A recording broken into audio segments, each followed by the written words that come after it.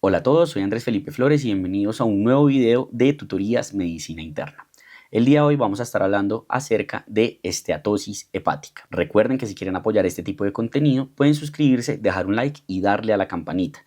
Los invito a seguirme en mi Instagram personal @andresf.med, por donde estoy compartiendo con ustedes muchísimo contenido académico. Y aprovecho la ocasión para invitarlos a adquirir mi diplomado de Medicina Interna, que está disponible en la plataforma de grupomedi.com. El link lo encuentran en la descripción de este video, así como el resto de la oferta académica que tenemos disponible para ustedes. No siendo más, vamos adelante con el video. Hablemos entonces de esteatosis hepática, que casi todos conocemos como NASH, NAFLD, pero que el término actual que deberíamos utilizar, como vamos a ver ahorita, es MASLD. ¿Qué podemos mencionar como introducción de esta enfermedad? Que actualmente, como les estaba mencionando, el término acuñado y digamos como que se ha generado un consenso que deberíamos utilizar es esteatosis hepática asociada a disfunción metabólica, resumido en sus siglas en inglés como MASLD. Actualmente es la causa más común de lo que antes conocíamos como cirrosis criptogénica. Toda esa cirrosis que antes no sabíamos por qué era, ya sabemos que en muchos escenarios realmente es debido a esteatosis hepática, tanto así que en las últimas series la esteatosis hepática ya está superando al alcohol como la principal etiología de cirrosis a nivel mundial. Y la razón es que hasta 20% de la gente que sufre de esteatosis hepática puede progresar a cirrosis, y esto se asocia a que tenemos una prevalencia mundial del 30%. O sea, 30% de la población mundial, de esos 30%, 20% van a llegar a generar cirrosis por esteatosis hepática. Entonces es una enfermedad muy prevalente y que genera unas condiciones pues importantes. ¿Listo? Hay un predominio masculino versus femenino, 40 versus 26%, y en términos regionales la mayor prevalencia documentada es en Sudamérica con un 44%, y se dice que hacia 2050-2075 vamos a tener una prevalencia mundial del 50%. Esto ha generado que actualmente haya un incremento de hasta 80% en la lista de espera de trasplante hepático. Entonces aquí está el consenso del FI del 2023, en donde definieron cómo íbamos a determinar a la enfermedad esteatóxica hepática. Y lo que dijeron ellos es que uno puede tener o una enfermedad esteatóxica hepática asociada a disfunción metabólica, MASLD, o puede tener una MASLD con un aumento en el consumo de alcohol. Básicamente entendiendo un aumento en el consumo de alcohol como un consumo moderado de alcohol. Entendido esto normalmente como menos de, ya les voy a mostrar ahorita, yo lo tengo acá, pero si quieren lo mostramos de una vez, menos de 50 gramos día, ¿cierto? O 350 gramos a la semana de alcohol. Para que se hagan una idea, una bebida estándar tiene 14 gramos de alcohol. Eso quiere decir que pues necesitamos un consumo importante de alcohol para llegar a ese, digamos, como nivel. Si tenemos un consumo moderado, no alto, sino moderado de alcohol, estaríamos en este punto en donde la enfermedad puede estar tanto por la disfunción metabólica como por la alteración alcohólica, en donde pues digamos que podemos sopesar o podemos intentar sopesar cuál es el que más está como afectando el hígado, dependiendo de la cantidad de alcohol que se ingiera semanal y diaria. ¿Listo? Ya si el paciente tiene un consumo severo de alcohol, pues en general hablamos de una esteatosis hepática o una enfermedad hepática asociada al alcohol. Podemos tener etiologías específicas de esteatosis hepática, como aquella relacionada con medicamentos, enfermedades monogénicas o misceláneas, y si no encontramos causa, pues la criptogénica. ¿Listo? Pero estos son los términos. Entonces el consenso del FI más o menos nos dice que si yo tengo un paciente que tiene esteatosis hepática porque lo encontré incidentalmente de pronto en una imagen, lo que voy a ver es si el paciente cumple criterios cardiometabólicos. ¿Cuáles son los criterios cardiometabólicos? Estos que están en esta tabla de acá. Que el paciente tenga sobrepeso, que el paciente tenga alteración en el metabolismo de la glicemia, hipertensión, o que tenga dislipidemia, sea por triglicéridos o por, digamos, lo que sería HDL bajo, ¿cierto? O que esté, pues, digamos, con tratamiento para dislipidemia. Si el paciente tiene uno de esos cinco y tiene esteatosis hepática, en general yo voy a considerar que está cursando con una esteatosis hepática asociada a disfunción metabólica, salvo que haya otra causa evidente de esteatosis, en cuyo caso pues tengo que ver si efectivamente es o no una esteatosis hepática asociada a disfunción metabólica, pero si no la hay, pues ya llego como tal a mi diagnóstico. Si por el contrario el paciente no cumple criterios metabólicos, ¿cierto? Ahí sí ya busco otras etiologías específicas, y si no, llego a lo que sería la esteatosis criptogénica. Entonces, la terminología que debemos tener en cuenta precisamente para cada una de estas clasificaciones es la siguiente. La esteatosis hepática asociada a disfunción metabólica, o MASLD, se va a entender como aquel paciente que tiene más de 5% de esteatosis hepática con al menos un factor de riesgo cardiometabólico, que van a ser esos que revisamos en la diapositiva anterior: hipertensión, dislipidemia, diabetes u sobrepeso, ¿cierto? O sobrepeso, perdón. La esteatosis hepática asociada a disfunción metabólica, esteatohepatitis, hepática, va a ser cuando el paciente tiene la MASLD asociado a evidencia histológica de inflamación y daño, como por ejemplo el balonamiento, y puede o no tener fibrosis. Y aquí es importante que tengan en mente que, como no biopsiamos a todo el mundo, como vamos a ver ahorita, muchas veces la esteatohepatitis la asumimos cuando tenemos un paciente que tiene elevación importante y permanente de las transaminasas. Ahí uno dice, no solo está en esteatosis, sino que ya hay una inflamación activa del hígado y está en esteatohepatitis, ¿cierto? La otra posibilidad es la cirrosis MASH, que cuando el paciente tiene alguna de las anteriores y hace cirrosis. Y la otra es la enfermedad hepática asociada a disfunción metabólica y alcohol, el MET-ALT que hablábamos ahorita, que va a ser el paciente que cumple los criterios de MASLD, pero que tiene un consumo moderado de alcohol, que es en esos rangos que ya habíamos mencionado de consumo. ¿Cómo va a ser entonces la fisiopatología de esta enfermedad? Hay una carga genética importante, se dice que en gemelos monocigóticos hasta hay un 50% de concordancia entre la presentación o no de esteatosis hepática, pero también existen muchas mutaciones protectoras y van a haber múltiples otros factores, por lo que esto se vuelve una enfermedad de origen multifactorial. ¿Por qué se llega a acumular la grasa en el hígado? Que es a fin de cuentas lo que es la esteatosis hepática, básicamente por tres mecanismos fisiopatológicos. El primero es que haya una importación excesiva de ácidos grasos al hígado. Normalmente el hígado, recuerden que absorbe los ácidos grasos de los kilomicrones que vienen en la dieta o ya después de que se cumple todo el metabolismo hepático cuando reabsorben las IDL, las HDL, entre otras, ¿cierto? Remanentes, demás. Pero si yo por alguna razón estoy importando muchos más ácidos grasos de los que el hígado puede manejar, como por ejemplo ocurre en la obesidad, pues ahí puede empezar a haber acumulación de grasa a nivel hepático.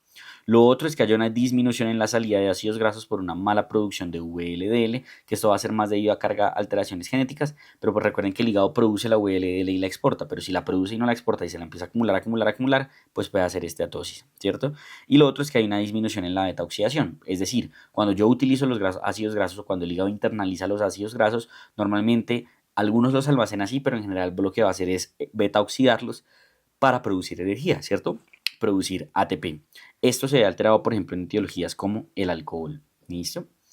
Una vez entonces yo tengo la infiltración hepática, se ha visto que aquí la resistencia a la insulina juega un papel importante, sobre todo porque genera alteraciones en el metabolismo lipídico que van a favorecer a estos tres mecanismos que hablamos de esteatosis. Aumentan la lipólisis y por ende hay aumento de ácidos grasos libres en sangre y además aumenta la internación de ácidos grasos por el hígado.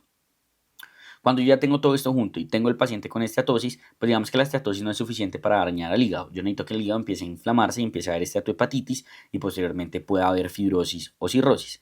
¿Y por qué se va a dar eso? Por un daño celular que ocurre secundario a la lipotoxicidad. Es decir, cuando hay acumulación de grasas o de lípidos a nivel hepático, va a haber un aumento en la producción de radicales libres de oxígeno, lo cual va a generar una disfunción mitocondrial y digamos que en general eso lleva propiamente a la inflamación.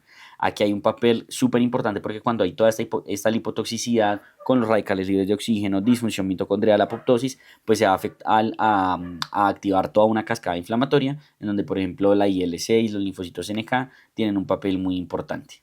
Y finalmente, después de que yo tengo esteatosis, inflamo el hígado, el último paso de la enfermedad va a ser la fibrosis, que se va a dar en generar por la activación de las células estrelladas de Ito a nivel periductal, lo cual generar fibrosis periportal. Y aquí hay un posible papel de la agregación plaquetaria que vamos a ver que eso actualmente se está intentando que sea una diana terapéutica. Digamos que esa es como la fisiopatología más aceptada y el consenso más grande que hay en los artículos que uno puede leer, pero se han propuesto otros mecanismos fisiopatológicos que podrían tener alguna implicación en esta enfermedad.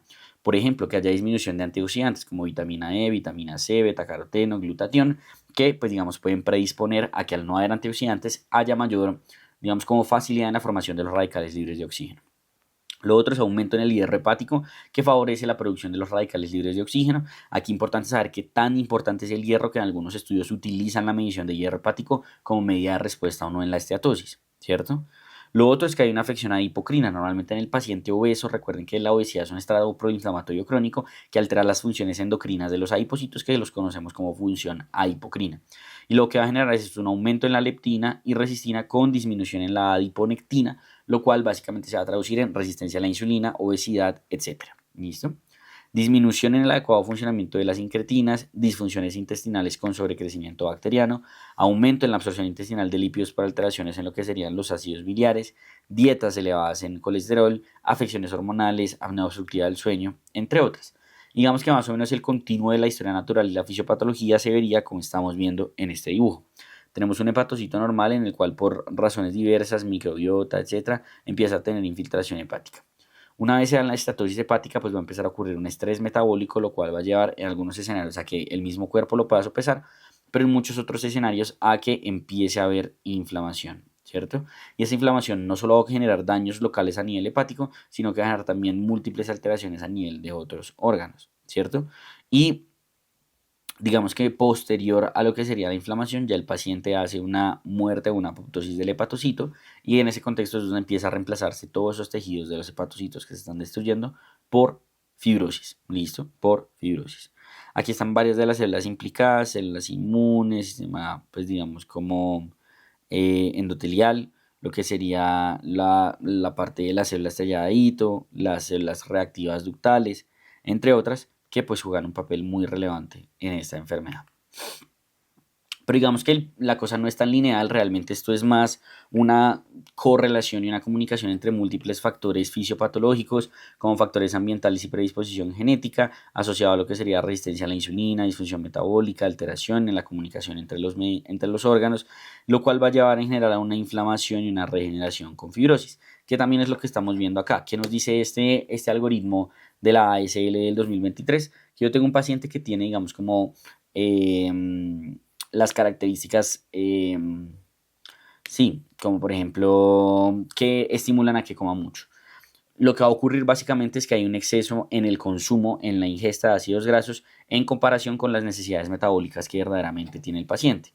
Cuando eso ocurre, sumado en ocasiones a carbohidratos de la dieta, sobre todo lo que serían los disacáridos del azúcar, fructosa, glucosa, junto a lo que sería, por ejemplo, la inflamación de los tejidos, la acumulación de grasa, etcétera, todo eso va a generar que haya un aumento en la cantidad de ácidos grasos libres, inicialmente en suero y posteriormente en el hepatocito.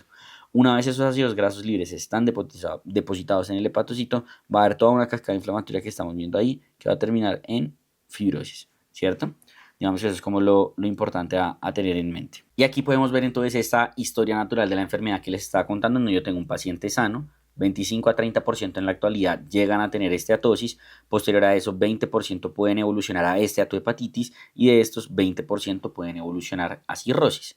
Y también no solo el problema es la cirrosis, sino que la cirrosis se descompensa y genera hepatocarcinoma. Entonces pues todo eso va a influir y vean lo que les decía de que no es tan lineal, sino que son muchos factores verdaderamente asociados aquí, en donde tenemos la diabetes tipo 2, resistencia a la insulina, dislipidemia, obesidad, hipertensión, hipopituitarismo, factores genéticos, factores ambientales, la microbiota intestinal. Y fíjense cómo en los factores ambientales hay dos que quiero resaltar desde allá, y es sobre todo uno el ejercicio es un factor protector, y el café, a pesar de que ahí lo dejan en verde, los estudios son, digamos, no del todo concluyentes, pero en general parece haber una ligera evidencia de correlación entre el que el consumo de más o menos unas 3 tazas de café puede prevenir o retrasar por lo menos la fibrosis en un escenario como por ejemplo la esteatosis hepática. Clínicamente, pues digamos que normalmente no se van a presentar los pacientes suelen ser asintomáticos y esto lo solemos encontrar más es como un hallazgo incidental en alguna imagen que le hicieron a los pacientes. Llegó con dolor abdominal, le hacen una ecografía y pum, esteatosis, o le hacen un TAC y esteatosis, ¿listo? O en ocasiones puede ser porque el paciente tiene una alteración en el perfil hepático. En algunos casos se habla de que puede haber fatiga, malestar, dolor inespecífico, que hasta el 28% pueden tener hepatomegalia y que puede haber alteración del perfil hepático con elevación de la AST y ALT, importante con una relación AST-ALT inferior a 1, porque recuerden que si es superior a 1 o sobre todo superior a 2, es en donde yo pienso, por ejemplo, etiología alcohólica. Y también va a haber elevación de fosfatas alcalina y GGT, y aquí la GGT tiene un papel fundamental, porque si recuerdan, en las diapositivas anteriores de la fisiopatología les comentaba que la fibrosis es periportal y periductal, y resulta que la GGT se produce exclusivamente en los canalículos biliares, por lo cual cuando yo tengo una afección que se está centrando y localizando en ese sitio, su elevación me va a hablar de que se están fibrosando esos sitios. Quiere decir que eso es un factor pronóstico para fibrosis solo en el paciente con esteatosis hepática. ¿Listo? Y algunos raros casos pues van a debutar con cirrosis, pero aquí el diagnóstico es muy difícil, porque cuando el paciente ya me llega con el hígado cirrótico, chiquitico, etcétera, evidenciar una esteatosis hepática en un hígado que está ya casi todo destruido pues es casi imposible, ¿cierto? Y si yo llego a hacer una biopsia, normalmente la biopsia también, digamos que no va a tener un buen rendimiento porque va a coger un nódulo de regeneración o algo por el estilo, ¿listo? Entonces, si en algunos debutan con cirrosis, en general, como vamos a ver ahorita con el abordaje diagnóstico, no siempre va a ser necesario tomar una biopsia para confirmar que así sea. ¿Listo? Ahora sí, con hallazgos incidentales, cuando voy a sospechar que el paciente puede tener esteatosis, cuando evidentemente veo esteatosis hepática en la imagen, cuando hay una elevación no explicada de las transaminasas, cuando hay 2 o más factores de riesgo cardiometabólicos, cuando tengo familiares de primer grado con esteatosis, y podemos ver cómo de todas estas comorbilidades, que a fin de cuentas son como el síndrome metabólico de lo que sería el hígado, digámoslo de alguna manera, como la aterosclerosis del hígado, podemos ver cómo dentro de las comorbilidades la obesidad con casi un 40% y el síndrome metabólico con casi un 35% son las que más suelen acompañar a la esteatosis al momento del diagnóstico. ¿Cómo vamos a hacer entonces el abordaje diagnóstico? Básicamente lo importante que tenemos que saber es que esto es un diagnóstico de exclusión. Es decir, así yo encuentre, por ejemplo, no sé, una esteatosis y un paciente tiene elevación de las transaminasas, primero tengo que descartar otras cosas antes de llegar a decir que la afección hepática del paciente es debida a la infiltración grasa, ¿cierto?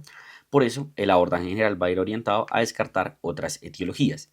¿Qué hace uno? Uno hace una historia clínica completa buscando antecedentes tanto personales como familiares que me puedan explicar la alteración actual y exposiciones que puedan estar influyendo en la alteración que sea que yo haya encontrado por la cual estoy pensando la posibilidad de la esteatosis. Por ejemplo, medicamentos o alcohol. Y digamos que uno evalúa además si hay hallazgos clínicos pues, de cirrosis, es lo que uno podría ver como en el examen físico.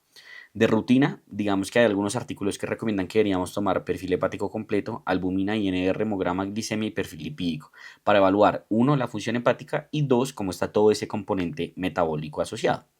¿Sobre qué medicamentos específicamente deberíamos preguntar? Amiodarona, 5-fluoracilo, irinotecan, tamoxifeno, metotrexate y los esteroides. ¿Listo? Una vez entonces uno hace las pruebas iniciales, descarta por historia clínica algo adicional, uno toma paraclínicos para descartar otras etiologías de afección hepática. Las virales son las que sí o sí no pueden faltar, hepatitis C, hepatitis B. El perfil de ferrocinética va a depender más de la imagen y la ceruloplasmina también va a depender más desde la clínica. No a todo el mundo le va a pedir tamizaje para hemocromatosis y pues para Wilson, ¿cierto? La parte en general de la autoinmunidad sí se suele solicitar en la gran mayoría de los pacientes, en donde necesitamos los niveles de IgG, antimitocondriales y los antimúsculo liso, que no lo dejan en muchos artículos, pero casi siempre, por lo menos en donde yo me he formado, los pedimos. Los antitransglutaminasas son sobre todo pensando en celiaquía, pero nuevamente depende de la posibilidad de que el paciente de verdad tenga enfermedad celíaca. Y niveles de alfa-1 antitripsina también van a depender del paciente.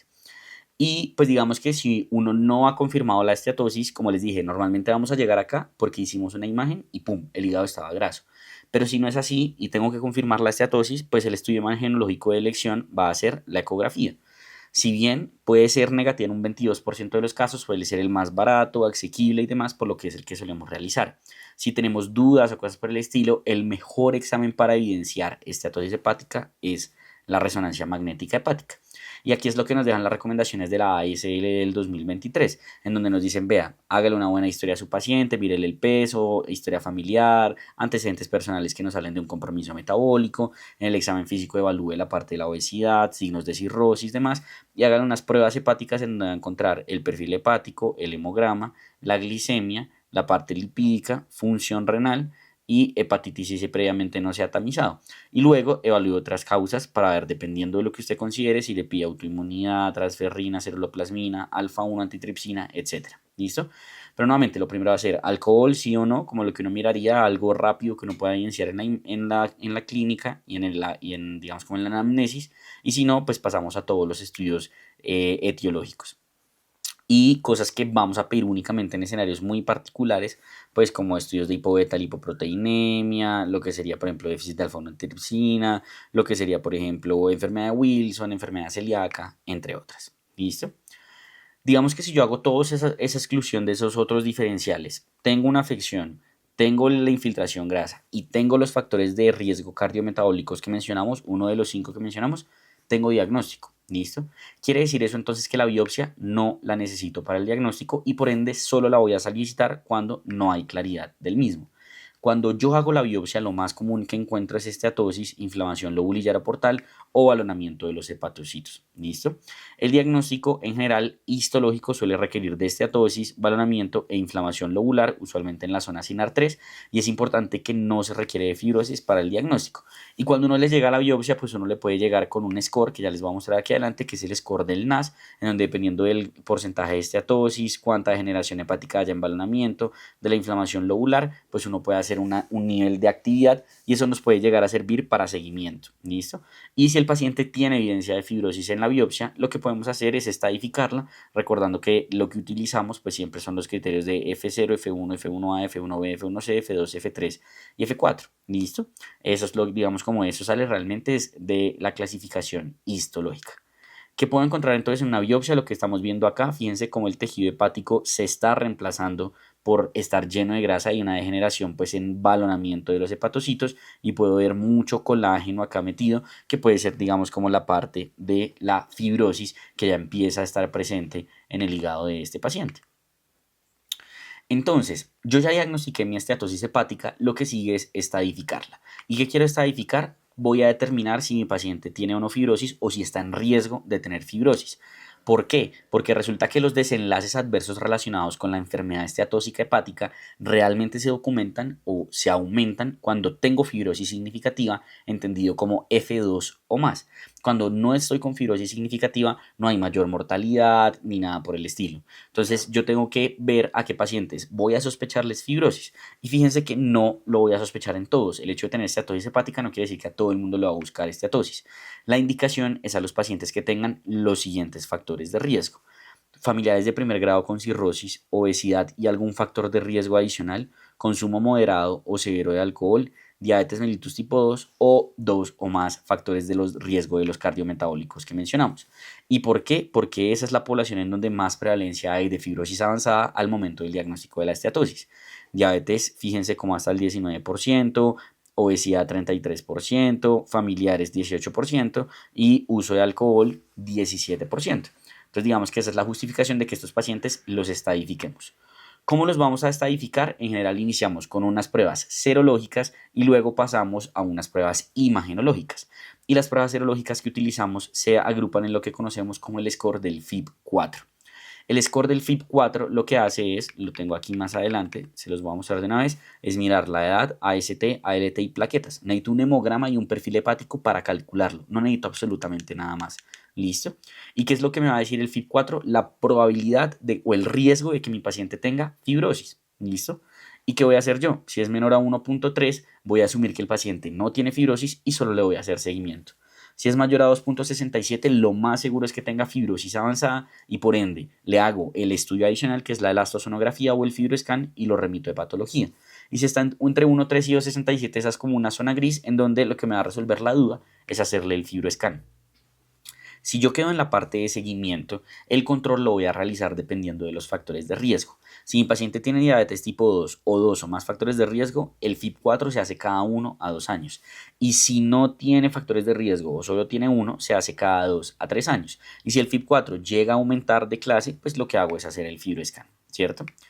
El FIB-4 y en general van a ver que existen muchísimas como mediciones séricas que lo que buscan es predecir o determinar el riesgo de que uno tenga una fibrosis avanzada. Tienen diversas limitaciones porque al basarse en pruebas serológicas van a depender del recambio de las matrices, es decir, dependen de que el hepatocito se esté destruyendo. Por ende, si no hay inflamación activa, puede que me salga falsamente negativo. Lo otro es que pueden elevarse por inflamación en otros órganos y dependen de la depuración, por lo que en contextos en donde esto se ve alterado, como disfunción endotelial o alteración en la excreción biliar, puede haber, pues digamos que unos falsos positivos, ¿cierto? Cuando uno mira, hay muchos scores como les estaba mencionando, pero específicamente en la enfermedad esteatósica hepática, el FIB-4 es el mejor, ¿listo? Y su principal utilidad va a estar en los extremos: descartar fibrosis significativa o determinar que el paciente ya casi que está en cirrosis.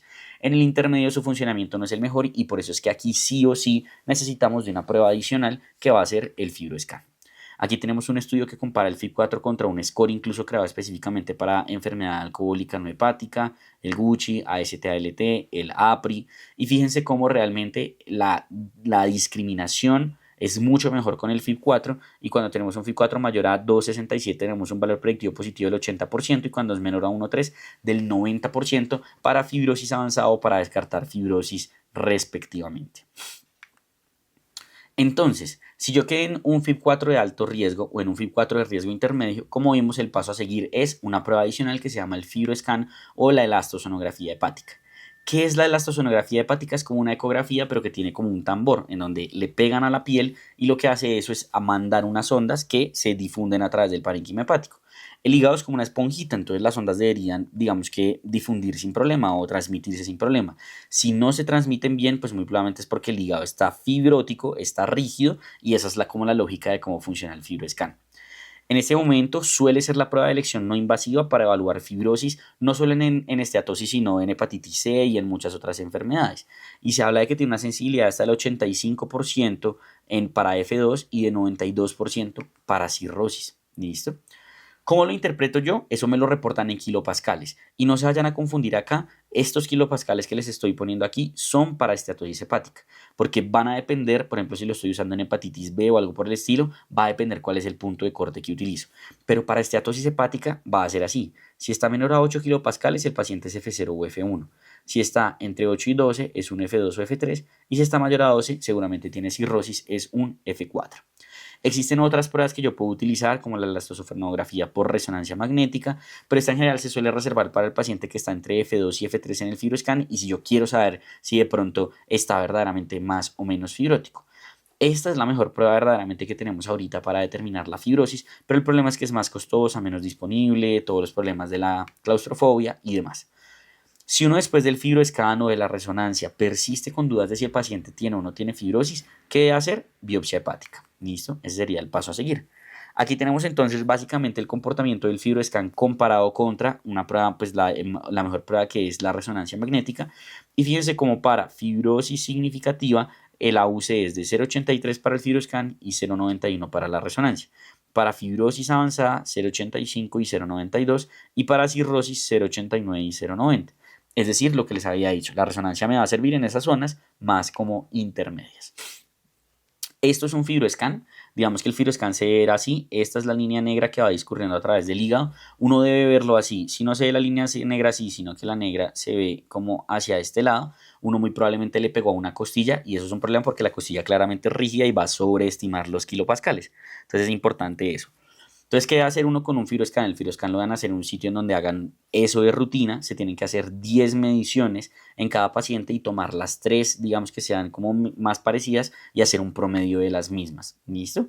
Pero hay muchas otras pruebas, como les mencioné. Esta tabla sale de la ASL del 2023, en donde nos hablan de todo lo demás que podríamos utilizar, como resonancia, ecografía, otras pruebas serológicas, el APRI, etcétera, que nos pueden llegar a ser de utilidad. Pero en general la recomendación es esta. Tengo mi paciente, le diagnostiqué la esteatosis hepática asociada a disfunción metabólica, miro si está en un grupo de alto riesgo, diabetes, obeso, etc. Si es así, le voy a estadificar la cirrosis y le hago un FIB4. Si es menor a 1.3, tiene bajo riesgo, y lo que voy a hacer aquí es seguimiento. Si es de un alto riesgo, lo mando de patología y le hago el FibroScan, y si es de riesgo intermedio, le hago el FibroScan. Y el FibroScan me va a salir con bajo riesgo, menor de 8 kilopascales, seguimiento. Riesgo intermedio o riesgo alto en general, pues voy a considerar que el paciente tiene fibrosis y lo va a mandar a un hepatólogo para ver cómo lo vamos a manejar. Este artículo, el resumen también es de la ASL del 2023 y es muy parecido. Tengo el paciente, lo que le hago es el FIB4, el FIB4 está menor a 1.3, pues nada, lo que hago es hacerle, digamos, como seguimiento. El seguimiento se lo hago con FIB4 cada 1 a 2 años en el paciente con diabetes mellitus y 2 a 3 años en el paciente sin diabetes mellitus. Pero si el FIB4 me sale intermedio significativo, lo que voy a hacer es el FibroScan, y con el FibroScan voy a ver, digamos, como cuál es el paso a seguir. Si es bajo, seguimiento. Si es intermedio o alto, lo que hago es mandarlo al hepatólogo. Y fíjense que si es bajo, el seguimiento no lo hago con FibroScan, lo hago con FIB4. Bueno. Una vez entonces yo ya confirmé mi diagnóstico y lo estadifiqué, lo que sigue es manejarlo. Y para el manejo voy a tener dos medidas, pues digamos como dos estrategias que voy a implementar en todos los pacientes. Las medidas generales van a ser: 1, evitar el consumo pesado de alcohol. El consumo pesado de alcohol se define como más de 14 tragos o 4 tragos por semana o día respectivamente en hombres, o 7 o 3 en mujeres. ¿Listo? No hay una evidencia de que disminuir el consumo de alcohol a un rango moderado o a un rango leve disminuya el riesgo de progresión a fibrosis, pero eso no quiere decir que entonces sí haya que hacerlo. Entonces, las guías en general lo que recomiendan es abstinencia de alcohol en estos pacientes. La idea es que también este paciente no tenga una segunda anoxia hepática, entonces lo vacunamos contra hepatitis A y hepatitis B y hacemos el manejo de sus factores de riesgo cardiovascular.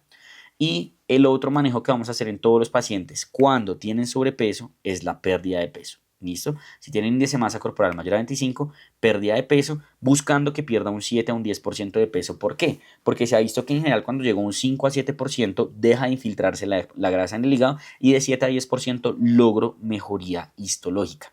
Entonces, esto es lo que más tiene evidencia realmente para mejoría histológica en los pacientes con esteatosis. La primera línea en general van a ser cambios en estilo de vida para lograr esa pérdida de peso, pero si no es así, puedo considerar o medicamentos o incluso la cirugía metabólica, que también tiene muy buena evidencia en regresión histológica en estos pacientes. Y ese va a ser el manejo. Y también, pues obviamente, dieta saludable, ejercicio va a ser muy importante, como todo lo de cambios en estilo de vida. Porque muchos pacientes van a preguntar, bueno, ¿y cómo quito la grasa del hígado? Yo no sé qué. En general, ejercicio y cambios en estilo de vida. No hay ninguna dieta maravillosa, no hay ningún medicamento ni nada por el estilo que le vaya a curar la esteatosis. ¿Listo? Entonces muchos dirán, bueno, pero no existe entonces un manejo específico para el paciente evitar que llegue a fibrosis y a cirrosis. La respuesta es que sí hemos creado algunos, pero en general están indicados o sus estudios están realizados en pacientes que tienen esteatosis con fibrosis confirmada, o sea, de F2 para adelante. ¿Listo? El más prometedor es uno que se llama el resmetirom, que es un agonista beta selectivo del receptor de hormona tiroidea, cuyo estudio salió apenas este año, pero tenemos otros medicamentos que podemos utilizar como vitamina E en los pacientes que no son diabéticos, pioglitazona, análogos del GLP-1, SGLT2 en pacientes diabéticos, que pues podríamos llegar a considerar. Y tenemos estrategias que de momento no tienen clara evidencia como estatinas, omega 3, aspirina, etc. Entonces, ¿qué evidencia tenemos de cada uno de estos manejos? El ejercicio y la pérdida de peso, como les decía, revierte tanto la infiltración grasa como la inflamación hepática. Y esto es importante porque este ejercicio es independiente de la pérdida de peso, lo cual me parece maravilloso. Usted le puede decir al paciente, yo sé que no ha perdido peso, pero haga ejercicio por lo menos. Haga el ejercicio los 150 minutos sagrados a la semana porque vea que eso le puede mejorar. Ya en términos de terapia específica, este es el resmetirón, sale el estudio en 8 de febrero de 2024 en el New England, en donde cogen a pacientes con esteatosis que tienen fibrosis F1B, F2 o F3 y les ponen resmetirón versus placebo. Y lo que ellos evalúan es resolución de esteatosis y mejoría en fibrosis. Nos damos cuenta de lo que les decía. Estos medicamentos son para pacientes que tienen fibrosis y que no han logrado pérdida de peso. Fíjense cómo el peso promedio es de 100 con un índice de masa corporal promedio de más o menos 35 y los pacientes son bastante comórbidos. ¿Listo? ¿Qué demostraron ellos? Que en resolución de NASH efectivamente hay una mejoría estadísticamente significativa y en regresión de fibrosis o mejoría de fibrosis también hay una mejoría estadísticamente significativa, con otro desenlace ahí que ellos no esperaban, que era disminución del LDL. Entonces el resmetirón actualmente, pues digamos que no está recomendado en guías porque la última que tenemos es 2023 y este estudio es 2024, pero es como el primer estudio, ensayo clínico aleatorizado, fase 3, que logra una mejoría en estos pacientes. Entonces es algo bien prometedor realmente. Ya en cuanto al resto de terapias, pues digamos que los estudios no son tan buenos. Tenemos este vitamina E, pioglitazona o placebo en los pacientes con esteatosis que también tenían evidencia, pues digamos como de fibrosis, y lo que ellos evaluaron es si poner alguno de estos dos medicamentos hacia mejoría en las características fisiológicas y ellos utilizaron una P de significancia de 0.025. Y fíjense cómo cuando comparamos vitamina E, pioglitazona versus placebo, en cuanto a lo que es la mejoría de la fibrosis, solo se logró de forma estadísticamente significativa en la vitamina E. ¿Listo? Es como lo importante a tener en cuenta. Después hacen análisis, digamos, como posteriores de este estudio en donde dicen que hay dudas en la verdadera clasificación histológica, sobre todo en el grupo de la pioglitazona, pero basado en este estudio en general, la pioglitazona no se recomienda en pacientes no diabéticos, mientras que la vitamina E es la opción de manejo que podríamos tener en pacientes diabéticos con fibrosis avanzada que no han logrado reducir de peso. Pero la pioglitazona en otros estudios y en esta revisión sistemática, sobre todo en pacientes diabéticos, sí ha mostrado cierto grado de mejoría. ¿Listo? En cuanto a lo que es la mejoría histológica, en cuanto a lo que es la inflamación, entre otras. Y en este metaanálisis es interesante ver que la vitamina E realmente no salió beneficiosa. En cuanto a otros medicamentos, pues los análogos del GLP-1 y los SGLT2 se están estudiando para todo.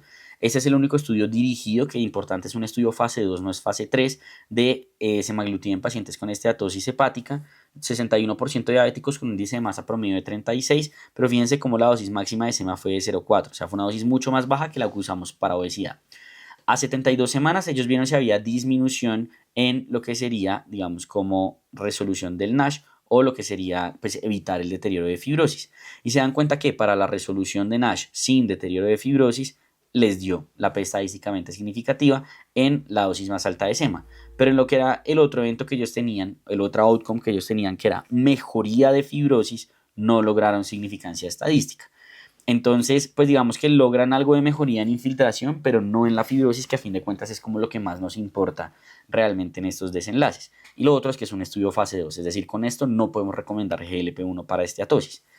Otro estudio reciente publicado en este año es este de la aspirina en el JAMA, también 6 meses, fase 2, una población súper chiquita de 40 personas en cada grupo, en donde lo que hicieron fue darles aspirina para evaluar si había alguna diferencia en la cantidad de contenido hepático graso, y fíjense cómo efectivamente hubo una diferencia también a nivel de lo que es el FibroScan con el uso de la aspirina. Nuevamente, estudio fase 2 pequeño, todavía no lo podemos recomendar, pero es algo prometedor a futuro. Y hay otros estudios con tirzepatide, con liraglutide, con SGLT2, pero cuando uno se va a las referencias, sobre todo del SGLT2, yo dije, venga, pero yo en verdad no había encontrado un estudio específico, uno se da cuenta que es como un análisis secundario, un estudio ahí adicional, entonces pues claramente eso no es evidencia suficiente para recomendar estos medicamentos en esteatosis. Entonces, ¿qué nos dicen las guías del 2023, que son las más actualizadas? En el momento no hay ninguna terapia aprobada por la FDA para esta enfermedad. Por fuera de la indicación off-label, usted puede considerar semaglutide en los pacientes que tienen diabetes u obesidad y que tienen esteatosis hepática. La pioglitazona la puede considerar en el que tiene diabetes tipo 2 y la vitamina D en el paciente sin diabetes, esto sopesando el riesgo, por ejemplo, de ACV hemorrágico que puede llegar a incurrir la vitamina D. ¿Listo? Hasta el momento, digamos que no hay un beneficio antifibrótico de SEMA, pioglitazona o vitamina D, lo que hacen sobre todo es mejorar infiltración grasa y otros medicamentos como ácido ursodio oxicólico, metformina, etcétera, pues no han mostrado ningún tipo de beneficio. ¿Cómo hago entonces el seguimiento de mi paciente? Le voy a hacer una función hepática cada 3 a 6 meses. El seguimiento de fibrosis va a depender de si hay o no confirmación histológica. Si hay confirmación histológica del paciente no pierde peso, le hago FibroScan cada 3 años. Si pierde peso, le hago FibroScan cada 4 años. Si no hay confirmación histológica, no tengo por qué hacerle FibroScan. En general le puedo hacer el FIB4 para con eso evaluar. Si uno ve un paciente que progresa a un F2 o superior, es decir, a una fibrosis avanzada, uno discute si tomar o no la biopsia, y algo importante es que si no hay cirrosis, pues se continúa el seguimiento con el FibroScan ya en estos pacientes que tienen fibrosis significativa. ¿Listo? Eso sería como lo importante a tener en consideración. Y para terminar, el pronóstico. Digamos que lo que uno busca en general es evitar que el paciente llegue a fibrosis, por lo que les decía, esto es lo que realmente aumenta el deterioro. La mortalidad solo se incrementa en este escenario. Y la mortalidad principalmente va a ser de origen cardiovascular o por descompensación hepática en una menor medida. Normalmente, si uno diagnostica a un paciente con esteatosis, el 36% van a progresar, el 46% se van a quedar ahí y el 21% van a mejorar. Y hay factores de riesgo como alcohol, índice de masa corporal elevado, diabetes o pacientes mayores de 50 años que aumentan el riesgo de que progrese, ¿cierto? O propios de la enfermedad, biopsia con inflamación, balonamiento, enfermedad, elevación de transaminasas, también van a ser factores de riesgo de la enfermedad para llegar a desarrollar lo que sería la fibrosis. Con esto terminamos entonces este video de esteatosis hepática, espero que les haya gustado. Cualquier duda que tengan déjenla en los comentarios y trataré de responderla lo más pronto posible. Y si quieren seguir aprendiendo con nosotros, lo pueden hacer con el video que está en sus pantallas.